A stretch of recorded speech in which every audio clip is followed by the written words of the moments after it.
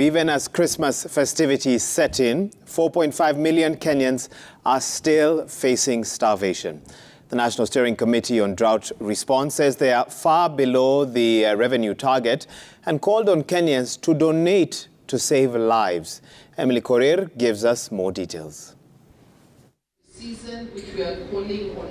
Out of 64 billion Kenya shillings target, the National Steering Committee on Drought Response, which was constituted by President William Ruto last month, has raised only 600 million Kenya shillings for food supply to millions of Kenyans facing hunger. The committee, led by Safaricom CEO Peter Ndegwa, says it has shortfall of 57.4 billion Kenya shillings. Our immediate next step is to use the money received so far, and we've raised just over 600 million to purchase and distribute food, as well as cash transfer, and also secure part of it to start thinking about the more long-term projects that we need to go after.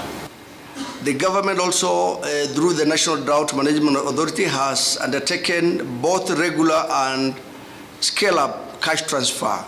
And 1 week ago, we did a scale-up of cash transfer to a tune of 409 million in 4 arid counties. And these are Wajir, Mandera, Marsabit, and Turkana. The ravaging drought continues to bite, with 2.5 million livestock having been lost to drought as open sources of water dried up. According to National Disaster Management Authority, 87% of Kenyans affected are from the ASAL areas, with 846,315 people spread in non-traditional ASAL counties such as Kirinyaga, Murang'a, Kiambu, Machakos, Homa Bay, Nakuru, Elgeyo Marakwet, and Siaya. This is an issue that's affecting all Kenyans in one way or another.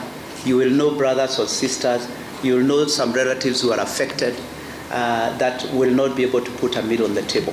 January to March, we expect dry spell, which will reverse any recovery from October-November rains in the ASAL counties.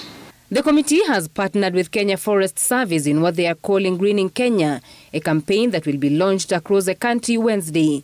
The campaign seeks to increase forest cover as part of the long-term solutions to drought. You can imagine what would have been for this drought if we still didn't have our protected ecosystems. What would have happened if we didn't have water flowing from our rivers? You couldn't even talk about damming or even agriculture supported by irrigation, because you still have to talk about water. When you talk about water, whether it is rain-fed or whether it is irrigation, you still have to bring the question of forestry and trees on it. 89 non-state actors have joined hands with the National Steering Committee on Drought Response in a bid to boost the drought kitty. Emily Chebet, Citizen TV, Nairobi.